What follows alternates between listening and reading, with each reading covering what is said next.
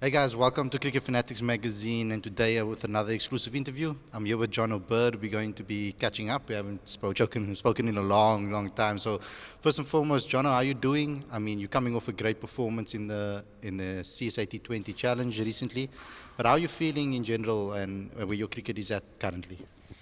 Yeah, thank you for having me. We haven't chatted in a while, but good to be back. I'm feeling pretty good after the first two games of the T20 comp. Obviously, early in the tournament and hoping to carry on with the form. Didn't play too much four-day cricket. I think I only played one game. And then throughout the one-day comp, we won it. I would have liked to have played a bit better, but I mean, the team won the tournament, so that's all you can ask for. Yeah. So what's been the reason why you haven't played as much cricket as you'd like to this season? I think injuries play a big part too. I mean, I'm young, but I've been picking up a lot of hamstring and groin injuries at the moment, which doesn't really help. I play a game or two, and then my injury will come and kind of ruin my momentum, and then get dropped or whatever, and then it's hard to get back in with the team playing well. But yeah. I mean, that's brilliant actually from a educational point of view for other young cricketers, because I've actually said that on the show plenty of times. People have asked where you are, and I've said that you've been facing a lot of injuries very young in your career. Is there any tips that you can give to other youngsters that may be going through the same difficulties, because it can really stall your career, you know? I mean, I look after my health. I gym a lot, maybe a bit too much, put too much pressure on my body. But I eat healthy and all of that. So I do feel like I'm a bit unlucky in terms of injuries because I feel like I'm fit and healthy, and then out of nowhere I'll pick up an injury. But yeah, I mean, don't try push your injury too much. If you are injured, take time to recover, and then get back to it. But yeah, don't rush anything if you do get injured. That's one tip I can give you. And with regards to physiotherapy, how massive a role does that play in your development and your coming back and nursing yourself back to health? Definitely plays a big role. I mean, it definitely quickens up the process of getting back on the field. We have a great physio over here at Western Province, so I'm very grateful for him. I'm on the bed quite often, so I've got to thank him a lot. But yeah. Awesome. And with regards to being ready for this tournament, coming out there and then obviously getting a half century now in the latest game, how are you currently feeling with your game in the T20 format, and what are your aspirations in this particular format? Yeah, I think the opening game in Durban, it was quite a tough wicket to actually go out and play your shots on. So I kind of figured out I couldn't really find the boundaries, but if I worked my ones and twos, I could take the team to a competitive total, which I think 148 maybe wasn't par, but we got the win. And then, yeah, the other day at Newlands, I kind of came in and everything came out the middle. So I was happy about that. And then I don't really look too far forward. I take each game as it comes, and then hopefully I can keep contributing.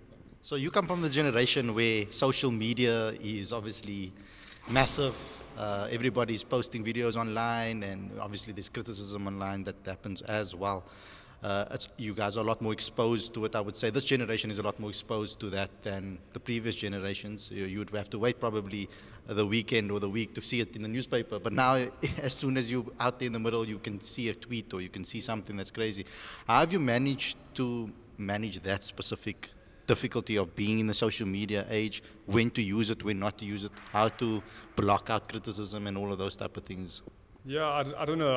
I mean, I can't comment on back in the day, but nowadays, I mean, if you have negative comments, it's pretty much right there in front of you. You can't really ignore it. But for me, I don't really look too much into that. Even like the positive comments, I mean, I'll take that in, I'll be appreciative of it. But then, if you do perform badly or whatever, you could get a negative comment. So you shouldn't really look too much into it. Just know that you have to go out there and do what you can do. And with regards to using it as a tool to market yourself and your career and stuff like that, do you see it as a massive part of you as an individual in this space? For me, I'm really not really outgoing in a way. I don't really have my brand image out there on social media, which I'm looking to try and change. I know it can play a huge role in your career going forward for deals or sponsors or whatever. So I'm looking to put out more content, show people what I'm more about if they want to look at that. I don't know if people would like to look at that, but yeah, I would like to improve on that side of my game too. Awesome. And John, lastly, I just want to ask you the impact of four-day cricket and on your game, regardless of the format. A lot of cricketers have spoken about how it can actually help your T20 game or your 50-over game. Do you feel that youngsters need to play four-day cricket so that they can improve every facet of the game in other formats? I definitely think four-day cricket is crucial for every cricketer. You learn a lot out there. I mean, you learn more about your game than anything. You learn to be mentally strong, physically strong, and you learn a lot about your game out there because you have to grind and work hard. I know T20 is a completely different game, but I do feel like if you do well in four-day cricket, you can bring it into T20 with a good technique, good strong options and all of that. So it can play a huge role in T20 cricket too. Perfect, John. Thanks a lot, and I'll chat to you again soon. Thank you very much for having me. Brilliant.